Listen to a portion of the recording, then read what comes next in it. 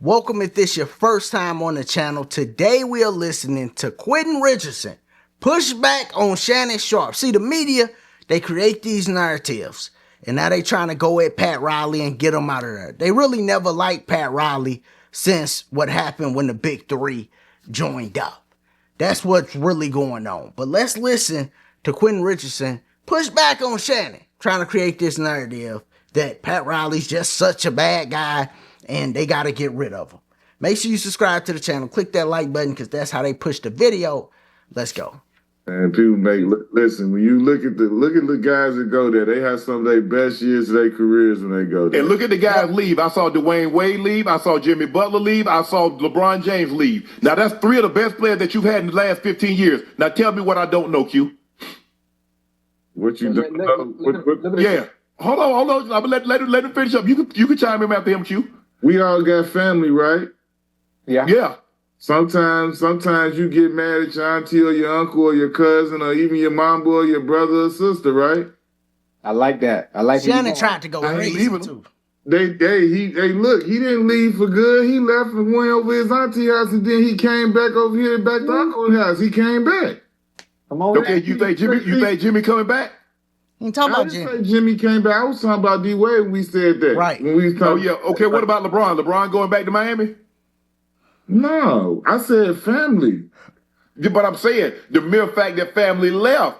If I leave the house, yeah, I might come back when I'm on hard times. D Wade was a different type of family. Like D Wade was drafted homegrown there. That's Dade County. And he left. You can't say the same for LeBron or Jimmy, so it wasn't that same type of thing.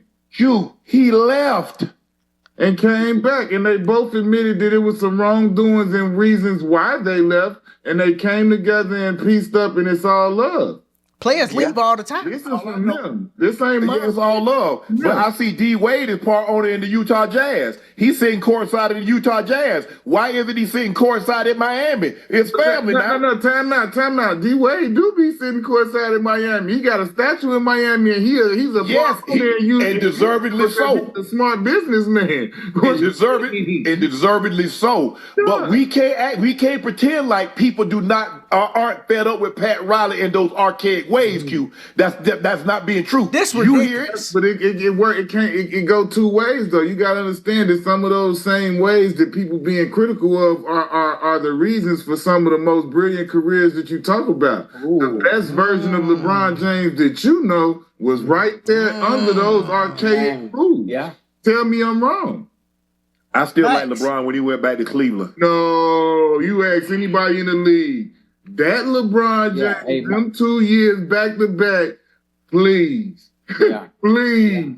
That was hell on wheels, boy. You hear me? Like, please. 2012 is when LeBron became the best player in the league to me. Around like 2012 to about 2015, 16, then KD took over. You know, you had Steph that was always out there too. But, man, he is pushing back on Shannon in this goofy narrative that the mainstream media be trying to create. See, with Shannon Sharpe, if he was on First Take right now, Stephen A would be agreeing with him in there.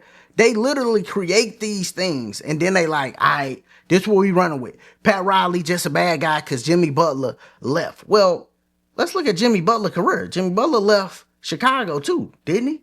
Jimmy Butler left Philly too, didn't he? Philly actually chose Tobias Harris over Jimmy Butler, and at the time I thought Jimmy Butler way better than Tobias Harris. Why would they do that? Probably the attitude. But he left there too. He also was in Minnesota. He left there too. And now he is leaving Miami Heat, or he left Miami Heat and he's with the Warriors. They still in the playoffs right now. They about to play the Minnesota Timberwolves, and we're going to really see what's up when they play a big team that is actually good. We're going to see what's up.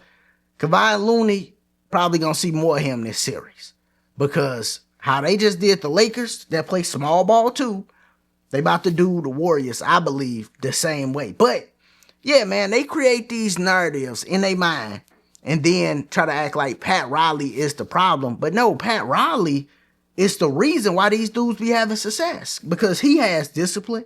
He make sure these guys practice. Do you know on most of these NBA teams, since they all just run high pick and roll, playground, blacktop bullshit basketball, most of them don't even practice. Because what are you practicing? You ain't got no system to run. Just run around, hey, high pick and roll, get a switch, work off the matchup. That's how most of them play. That's what makes the game less, enjoyable too, because you don't really see those matchups like you used to back in the day, where they could go, is Kobe versus T-Mac.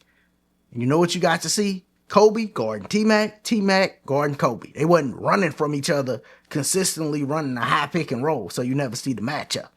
See what I'm saying? So, I think Pat Riley has made the best of the situation. He got that garbage Miami Heat team to the finals that 1 year, so he knows what he's doing. He won 2 championships last decade. He won 1 championship the decade before that, right? So he's due for a championship. They might get Giannis. They could get, things gonna change after this season. And it's a strong draft class this season for the NBA. It's a lot of, top college players that's about to come out. That's nice. That's going to be nice. That's going to make a difference in the NBA. So Pat Riley's actually due for a championship. He kind of get one every decade since the 2000s with Miami. You see what I'm saying? So, keep Pat Riley. He is the main piece that always attracts these players. Shaq, LeBron, Chris Bosh, Jimmy Butler. He bring them in. And he knows how to draft well. And then he can coach the coaches. That's why Eric Spoelstra is such a good coach, man. But y'all let me know. What do you think about the media, Shannon Sharpe, trying to act like they need to push Pat Riley out? And salute to Quentin Richardson for pushing back. Put it down in the comments. As always, if this is your first time here, make sure you sub to the channel. Check out the other content. Click that like button. Y'all be easy. Be safe.